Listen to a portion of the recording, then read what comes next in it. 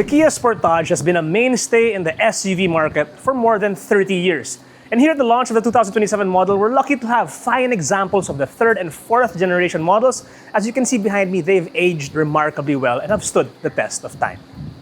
And now we have this, the 2027 Kia Sportage, or if you're French, Sportage Turbo Hybrid.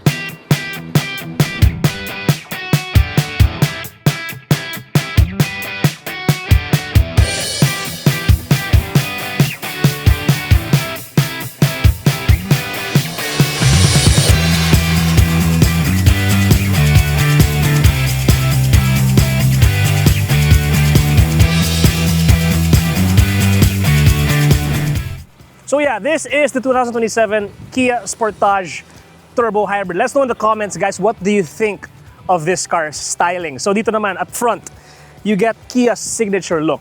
This massive grille, as well as this angular headlight design with daytime running lights flanking on either side. You'll notice here up front, it takes up a more elegant, a more polished aesthetic than its more rugged siblings.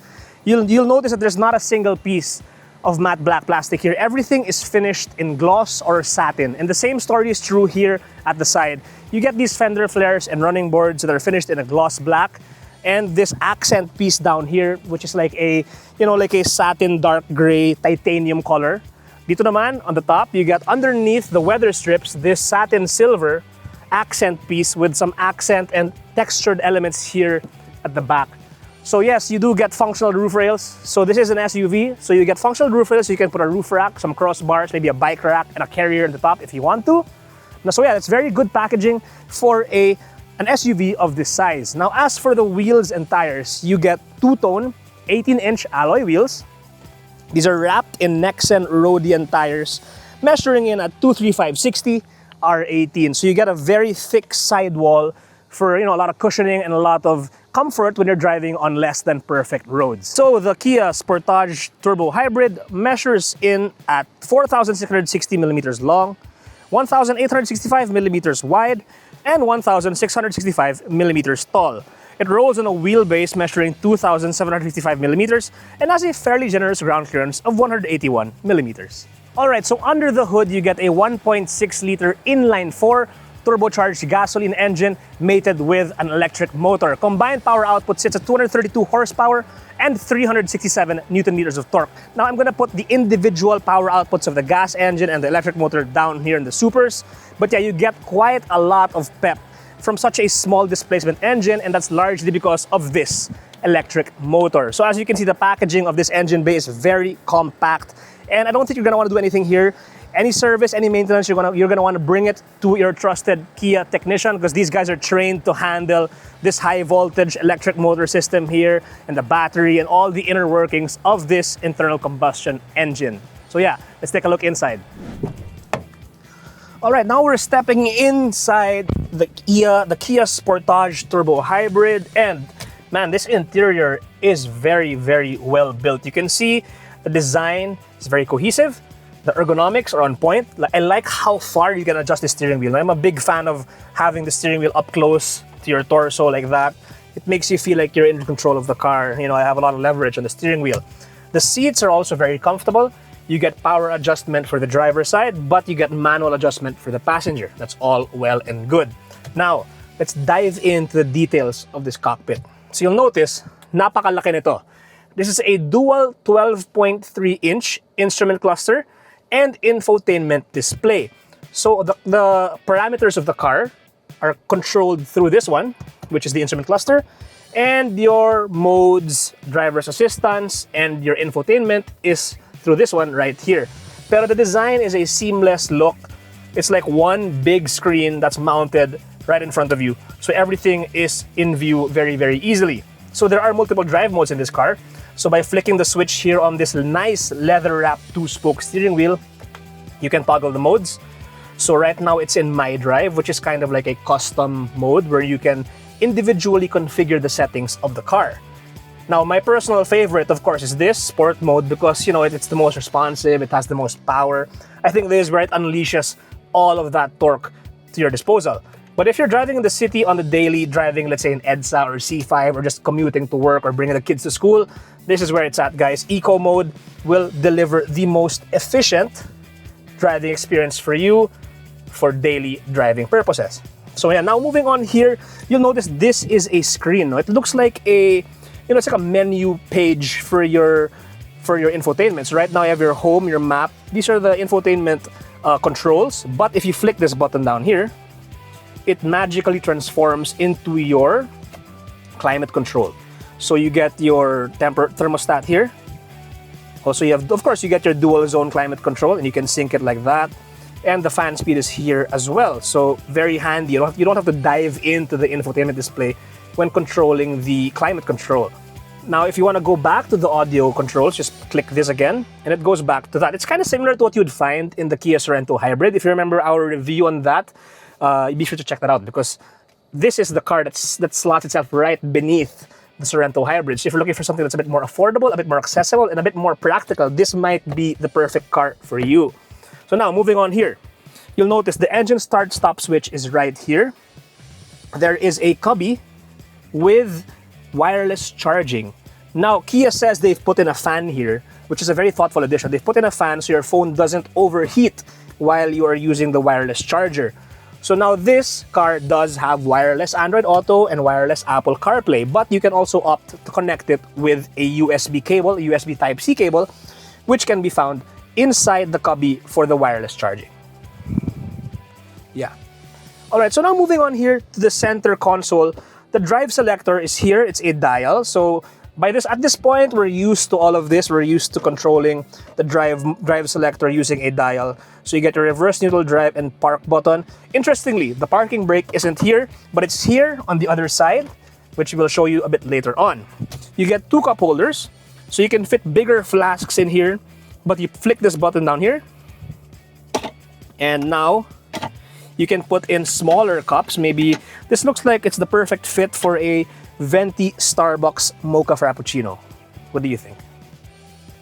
So yeah, you also get here a little cubby, maybe for your coins, for your wallet, or for your phone. I think your phone will fit here perfectly. Let's say if you're not charging your phone, you can put it here. Perfect, right? And then this one, more space, a 12-volt cigarette lighter style outlet, and an adequately sized center console compartment as well. Now you're gonna notice there are a few blank buttons here. We are sitting in the top of the line SX variant. Now I don't know what this is for. Maybe in other markets you have some controls that go here. These look like some transmission controls would go here, but I guess for the local market we don't really need that. So yeah, this can be a bit of an eyesore, pero sanayan lang, I guess. These are just some blank buttons here that really don't have any purpose for this particular car.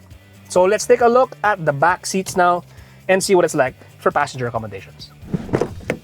Now, what is life gonna be like if you're a passenger in the Kia Sportage Turbo Hybrid? Well, as you can see, I have this in my driving position. I am 5'7", 5'8", depending on the shoes I'm wearing. This is very comfortable. I have so much legroom. I can slouch if I wanted to. And best of all, you can even recline this like that. So on a long road trip out of town, you can really relax and lounge here and even take a nap if you wanted to, because of how spacious and how comfortable everything is. You also do get a very premium Harman Kardon sound system down here, front and back, multiple speakers. You get a nice sabitan ng bag dito and a pocket for, I don't know kung uso pa bang mga magazines ngayon, or if you have an iPad, you can put your iPad here. A pocket here for your phone or for your wallet, and 2 aircon vents. Now, if you have an eagle eye, you'll notice this. This is a Type-C charger, which is very handy. It's on the seat. So, dala ka lang ng kable, saksak mo lang, you can charge your phone. Here at the back, very convenient. Here, you get this pull-down center armrest, your usual 2 cup holders. And like most other Kia vehicles that we've reviewed in the past, there's very interesting designed headrest here up front. So I think you can put a bag here. Siguro wag lang yung sobrang bigat. Maybe like a fanny pack, a handbag, your wife's handbag, or you can even put maybe alam mo yung mga hydro flask na may sabitan. You can put that there. I think that's a perfect spot for that. So yeah, very nice place to be. Very nice upholstery, of course. If you're a parent like me, you're gonna care about these ISO fixed points for your car seats. Very convenient, very easy to use. Everything is within reach. I like the design. It's so familiar and it's so easy to use. Now, let's take a look at the cargo bay. So of course, you get this very nice power assist tailgate, and here we are. There is quite a lot of space for a 5-seater SUV. So you get more than 600 liters of cargo space with the second row up like this. So tignan mo, ang daming gamit here. You have multiple bags, we have umbrellas, as well as a hard luggage piece here. And there's still room for quite a lot more things. You could actually put your multiple days worth of equipment here, maybe a couple of bags for your out-of-town trips, and still have your full passenger carrying capability. Now, let's say you want to carry bigger things. Let's say you want to carry a bicycle. You want to carry some furniture. Nag-shopping ka sa IKEA. Gusto mo iuwi from IKEA. You can easily fold down the seats. Let me do that for you real quick. So you can fold down the seats, and they very nicely lock in place like that. And then here, the other side, we'll do this. So now you have this cavernous opening, and you can even remove this here, like that. You can remove the tonneau cover. So now you have this cavernous storage compartment that can swallow more than 1,800 liters of cargo. So it's a very, very practical design. You know, it's very easy to use. I like how there's a latch for the seat backs. They latch in place so they're not really flapping around. Very thoughtful design, again, as always, from Kia. So now that we've talked about the styling, the engine, the interior, there's nothing left to do but to take this car out for a drive. Let's go.